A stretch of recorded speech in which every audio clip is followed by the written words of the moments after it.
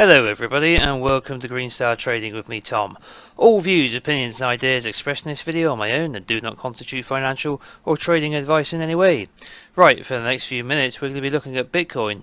But first, a quick word about the great benefits of becoming a member of the Green Star Trading Patreon. If you already appreciate the work I'm doing on YouTube and want to throw us a bit of extra support each month, then why not join Tier 1 for just £5 a month? You also get a weekly exclusive video not available on YouTube. If you join Tier 2 for just £10 a month, you get the same exclusive weekly video, but you also get a monthly deep dive video. You get early access to all other future YouTube videos. You get access to the Elliott Wave educational series, plus a bunch of other interesting trading educational videos. You get access to the public Discord, where there's a whole raft of channels where you can communicate with the Discord community, including one dedicated to asking me questions personally, where I always endeavour to get back to members as soon as possible. And then there's Tier 3 for £15 a month. You get all of the benefits of Tier 2 and Tier 1, but you also get access to my bespoke stock rating system and monthly dividend calendar covering all of the stocks that are up for ex-dividend that month and payment that month. Thank you for listening. Now let's get back to the video. Alright, welcome back. Funny story, the video you're now watching here on YouTube is not the video you were going to be watching, which is the one I gave my patrons early access to. Now the reason for that is, not long after posting it to the Discord, this happened. This move down that we've seen today. It's not a huge move, not by any stretch of the imagination, it's a pretty small move at the moment. But I felt it would be awfully cruel to my YouTube subscribers to give them a video that, although the count and everything in it and information was still relevant, neglected this new bit of price data, which of course is going to stir everybody up and everybody's going to want to talk about it. So I figured, well, you know what, I'll redo the video and then we can look at this recent price move in a broader context and try and make sense of it. Because you know what will happen if I post up the other video and it's not relevant because this price move is missing from it. You know what people are like, and I don't mean, I'm not being offensive, I'm just saying, you know, crypto space, once the sell-off begins, all the drama queens come out and start screaming and howling and crying when it's the end of the world and posting up constant you know, information and FUD constantly, where I'm not really into that. To be honest, I try to focus on the longer term. So on that note, let's start by looking at the longer term for our Elliott wave count. Now we're going to start with the bullish count. We will look at a bearish count, but I just want to give you a quick update in case you're new to the channel and you're not familiar with the count thus far. So we're going to go into our object tree here. We're going to pick out our grand pitchfork here off of a primary wave 1, primary wave 2, and as you can see, we've had, I'll move up in a 1, move up in a 2. We're assuming with this count that the primary wave 3 is in and that the primary wave 4 is in, and we've had what appears to be a 5 wave move into a high and then coming down into a 2 likely, 3, 4, 5 going higher, and that's what I think would be the best interpretation for this bullish count so far. Now we do have a couple of long-term targets up above us I'll share in a bit, based off of the idea that we're taking our projections from the bottom of the wave 4 here. So then let's come into the intermediate time frame and look at this pitchfork. Now this is the pitchfork we use to define the expanding flat idea, which gives us a completion for the primary wave 4. Now it is possible that the primary wave 4 is not complete and that we are going to come down lower. What I do find very interesting here when we look at this pitchfork is where we came to. Okay, this sell-off didn't just happen out of thin air. It happens for a reason, like every sell-off does.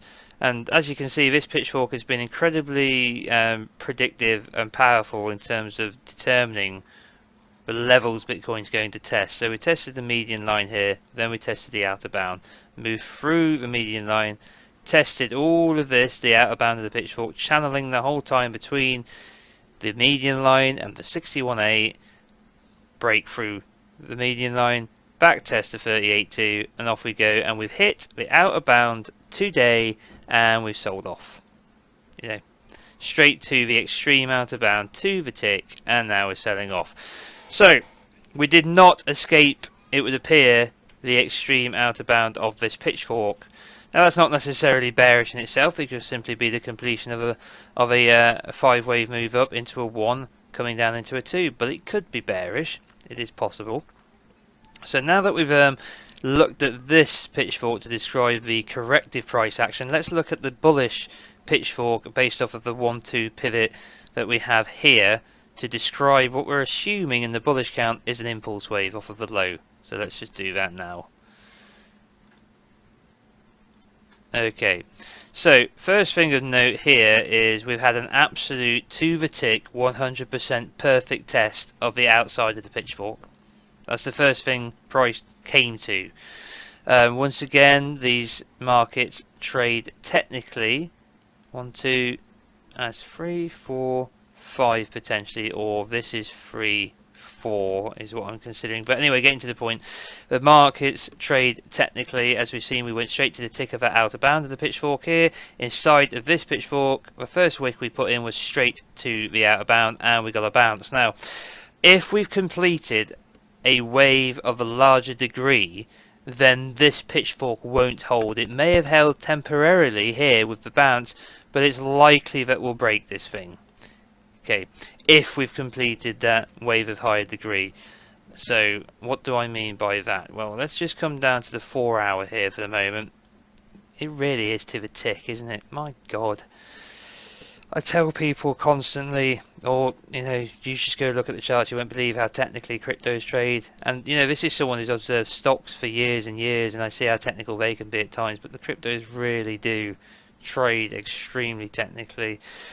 So, I mean, you just look at this pitchfork here off the 61.8, off the 32, onto the median line, bounce, bounce, bounce, down through the 38.2 and the 61.8 to the bottom corner here, to the 38.2, down to the median line, 38.2, down to the 38.2, back test the median line, blah, blah, blah, blah, blah, back test the median line, all of this here as well, and then testing the median line here, falling a little bit lower, testing it here, falling a bit lower, testing the median line here, and collapse to the edge of the pitchfork.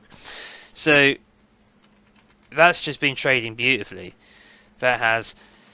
So that's where we are so far. I think we can assume completion of a greater wave degree here. So let's hide this pitchfork and let's just have a quick look at the count itself then. Now I'm still fond of the idea that we've gone 1, 2 here. Now I've changed the count from the video I put out earlier, but I will change it back. I just want to entertain this idea for a moment. 3, 4, and then what looks a bit like an ending diagonal into a 5. Okay, and then we break down. So this would be the completion of a wave 1. So let's throw up a wave of greater degree here into a 1, 2, 3, 4, 5. And this will be intermediate wave degree. So let's slap that up there. Okay, and the alternative, which was what I was looking at earlier, because we hadn't seen this correction start yet, so I was still very much undecided as to whether or not we'd completed this move up. Hindsight's a wonderful thing. And that would be to shift everything up a degree. So we would say, we haven't done 1 yet, we haven't done 5 yet, but maybe we've done 3, and this was the 5 of the 3. Okay. And then the 4 is now working its way in, probably some kind of sideways mess for a while. And then we can either keep our 3, 4 here, which I don't think we'll be able to get away with unless that is longer than the 5. It is longer than the 5, but I don't like how it looks. I'd say running flat here, 3, 4, then 1, 2, 3, 4, 5 into ending diagonal. So the way I see it is we've either completed the minor 3 and we're now going to work our way into the minor 4. So what we can do for that is come down and just put a minor 4 invalidation point on the chart here. This will give us something to look to. We don't necessarily have to come down this low at all, but it's just going to give us something to shoot for. So we're just going to pop a price on there, and I'm just going to label this minor wave 4 invalidation. Okay, and we'll just pop that inside of its own little folder. These 3 things here.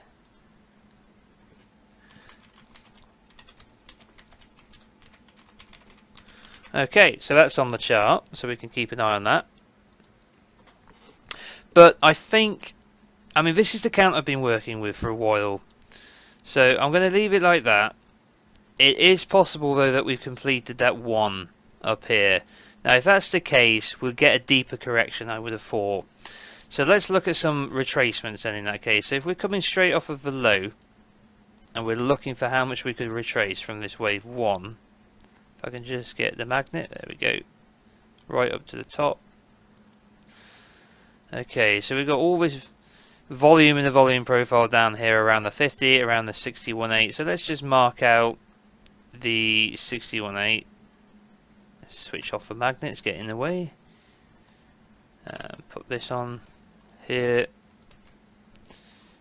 Okay, pop a price on it. Now I just lock this in place. Lock this in place, and we'll just label this as well. So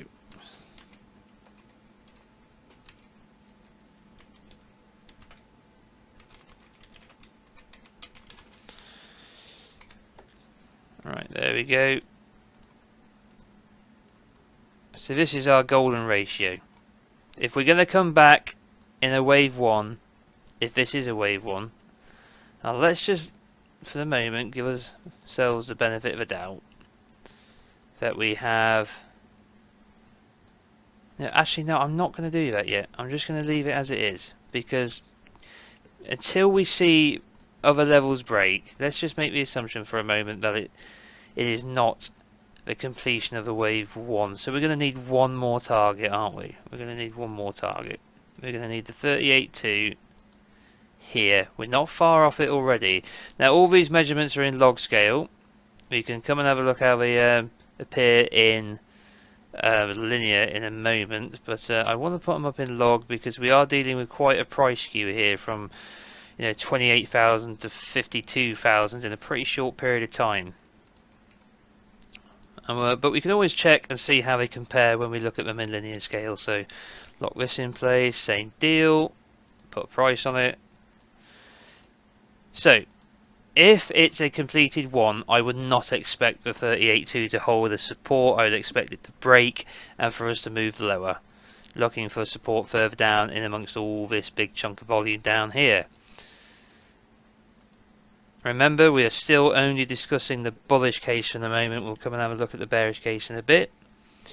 So this is the 38.2% fib. Do it in capitals like I have the other one. Okay, so that's a potential support.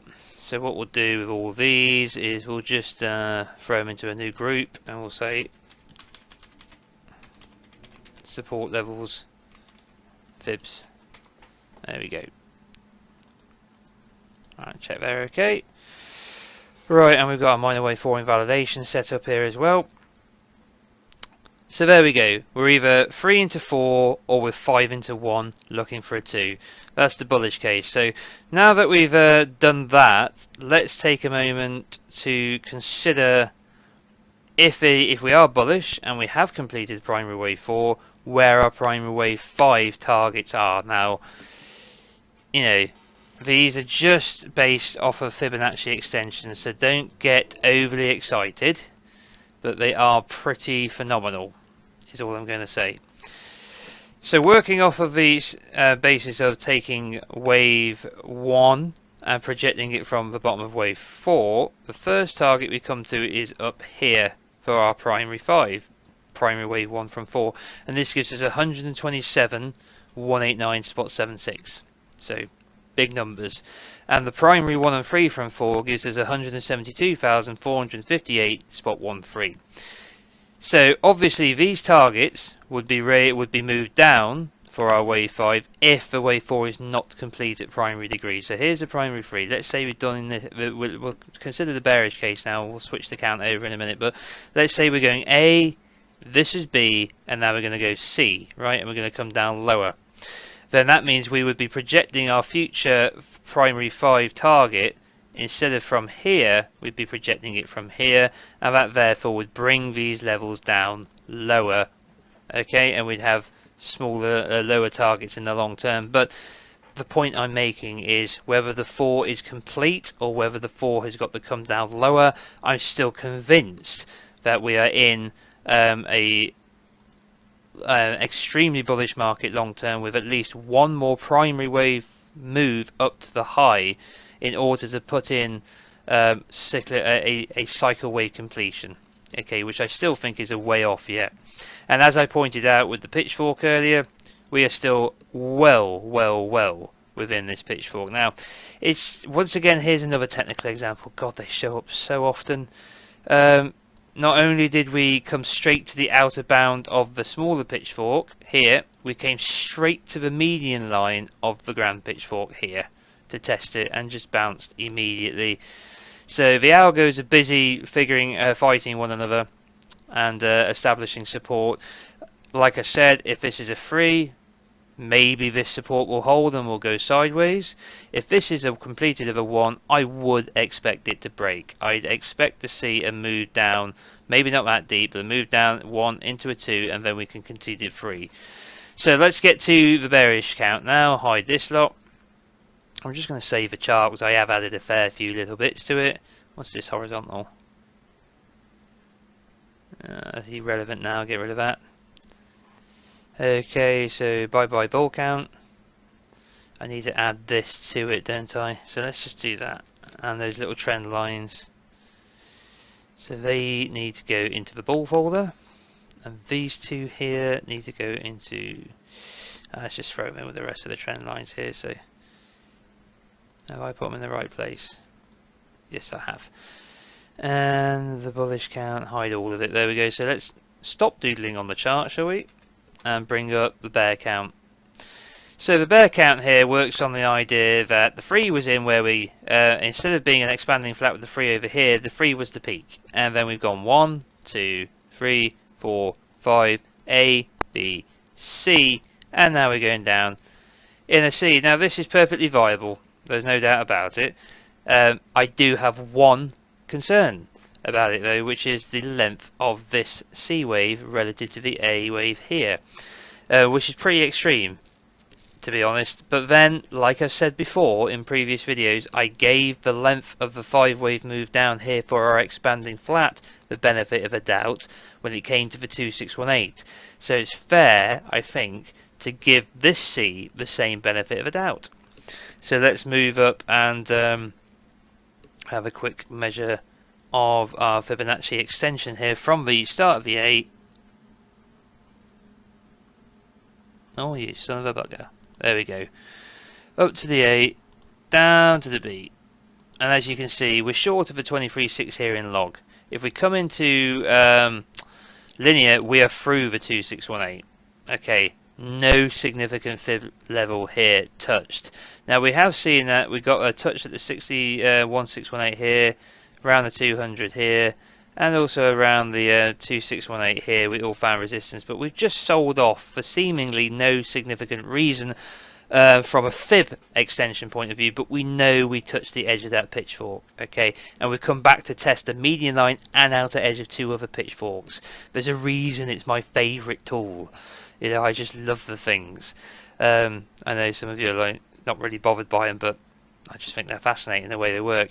Either way, getting distracted. So where are we going next? Well, we're going to have to move our bearish target, I think. Let's have a look. Up a little bit, because we've pushed a little higher since I last corrected it. So let's just come straight to the top here and come down to the bottom of our A here and up to our new high today. And this is not in log, is it? Interestingly though, in linear we would now complete well above the invalidation point, so I think it's worth keeping an eye on. So what we'll do is we'll unlock this one here, we'll shift this line up to cover, lock it back in place, move this price label back up as well to that new level, and move this up with it, lock that back in place, and that's now our log scale 1-to-1 target. Okay, down here. So now I think we should look also at a more bearish target. It's only fair, isn't it? and that's the one in linear scale, which is going to drag us down lower. There's no doubt about it, because obviously everything's significantly more skewed with these huge price moves that we see. Okay, I swear to God, I'm going to find it in a minute. Okay, it is not letting me put it on there, so I'll come in and adjust it manually in a moment. Zoom. Right then, get your backside down here. There we go. Okay, so now we're going to get a much lower target, obviously. So I think it's worth popping on the chart. It's a little extreme, but can you imagine getting the opportunity to buy Bitcoin at this price again? I think that would be quite an event. So let's pop a price label here as well, lock this in place. And did we lock the line in place? No, we didn't. Let's do that before we forget. And this is C equals, no, not plus. Shift the goddamn shift key. C equals A. Let's have a capital, shall we? Parity. And this is linear scale. Okay, sorted. Right, so two targets for a wave C that are both typical. 1-to-1 extensions of C equals A, and that's where I see us coming down to if we're bearish. So an amazing opportunity potentially if we do come down here. So there are your targets for the bearish count, and simpler than trying to keep track of the bullish count. We've just got an A, B and 5 waves straight up into a C, and we've turned. So let's throw up the retracement fib from the high. And see what we came to. Now in linear scale we came straight, well, we just poked on those above the 65. Okay, poked on those above the 65 here, which we know coincides with the edge of that bullish, with that corrective pitchfork we were using to track this correction. It'd be interesting to see where we end up inside of that pitchfork with these targets down here, but it's a little too preemptive to look for that yet. We want to see, at least if we're going to be bearish, we want to see 5 waves down, right? We want to go 5, 3 into a 2, 3, 4 and 5. Okay, so the shorting opportunity is coming if it's bearish, and you'll see 5 waves down on a smaller time frame, 3 waves back on a smaller time frame. And then if you're a member on the Discord, you could try using the standard trade setup if you want. Some people like it and have some success with it. Other people find it a little too restrictive time frame wise, so you can always just short the retracement if you prefer, but I prefer to wait for the reaction off of the retracement purely so I can get a tighter stop. But you have to be willing to sit there for a while and keep an eye on the price. This is why I suggest building up a watch list of assets which are ready to move or look like which have begun a reversal and you're waiting for them to retrace the target. But anyway, I digress. So there you go, we came into the golden ratio and we started selling off. We know that coincides with other areas of resistance. Whoop-de-doo.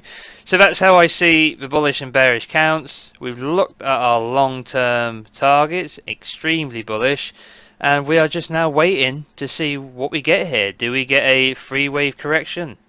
If we get a 3-wave correction, we can say it's either into a 2 or it's into the 4.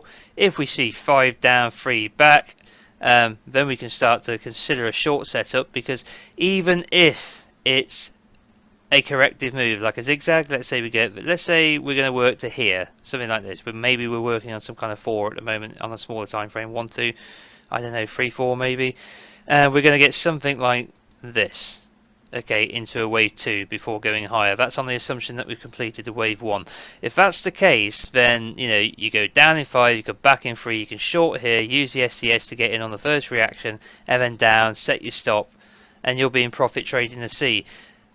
But assuming that it is 5 waves down, then you could have a really nice short trade on the go here. Once we get that first 5 wave move down, 3 wave move back, you're then going to get that wave 3, then wave 4, and then the wave 5, so that could be very lucrative. So this is not financial trading advice, of course. I'm just saying if you're that way inclined.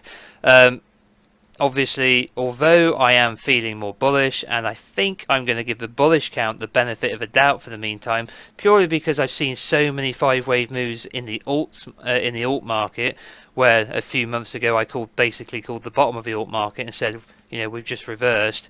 And I think we're going higher. We have done pretty phenomenally since. And I've seen so many impulsive moves up that they just have me leaning towards the idea that Bitcoin is still bullish and going to head higher from here. But if not, that's what you need to look for. Impulse down, free back, heading for these targets. Alright then, so let's do some basic technical analysis before we wrap up the video here. Just see if there's anything else I want to discuss. Now, which one's these? Okay, so let's put these in our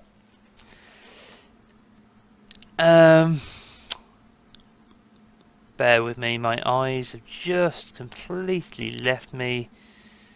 We want to put these in the bear targets folder, don't we? That's correct. There we go.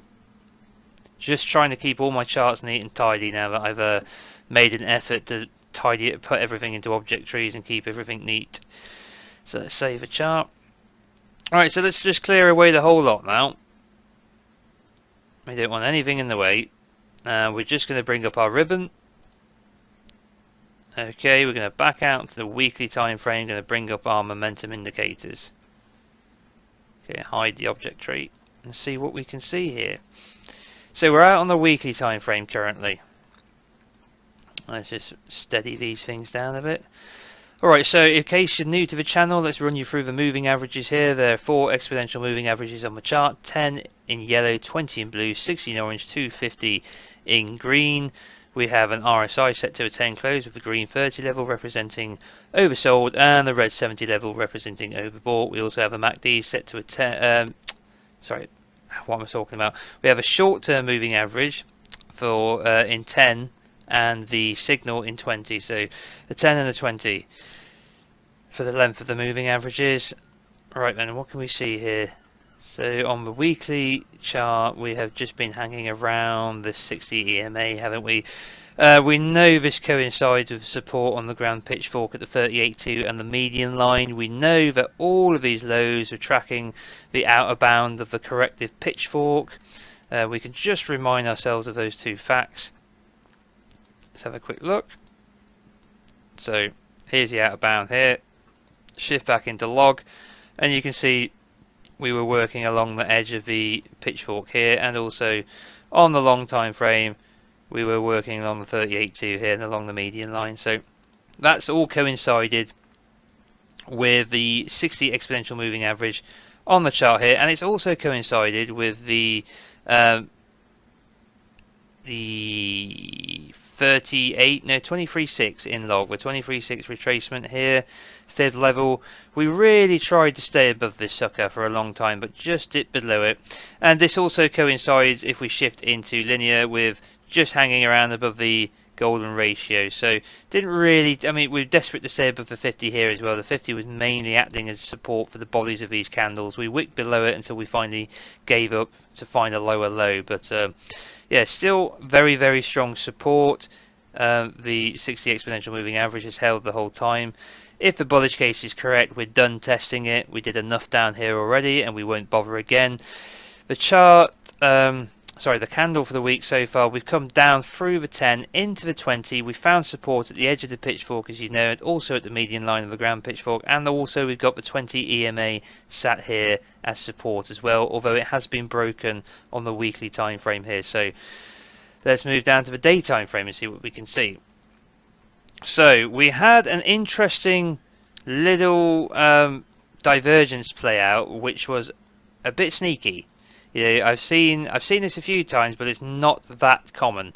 Where we had a double divergence building up in the RSI. Let me show you what I mean. So we've got higher highs, right, in price, and then we've got a high, a lower high, a lower high, and what looked like a lower high here, and then trend broke, and we made a move through this trend line, and we broke out.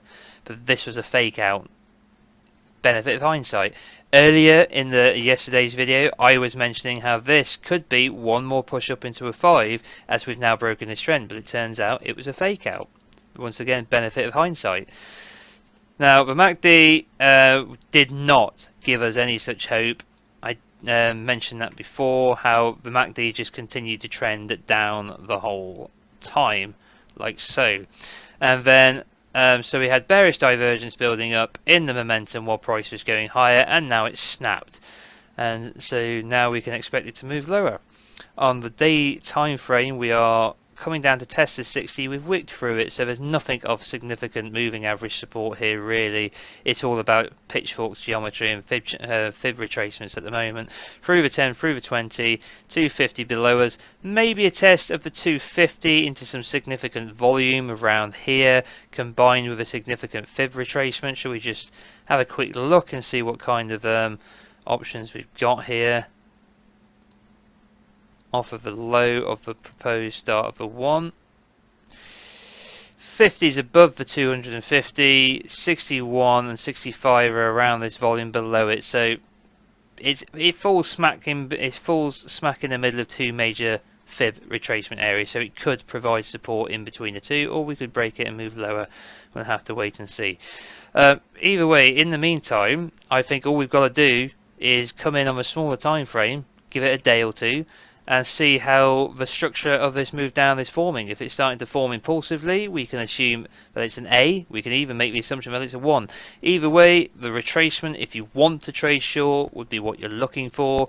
If it continues sideways, odds on that we are actually in a way forward with a bit higher to go. And then you've got the option that it's going to come down steeply in an ABC as a wave 1 into a wave 2. So that's how I see things at the moment, all to play for at the moment. A significant sell-off I consider to be a buying opportunity. If it sells off in the bearish scenario and we head down for those 1-to-1 parity targets, then I will be loading my bags.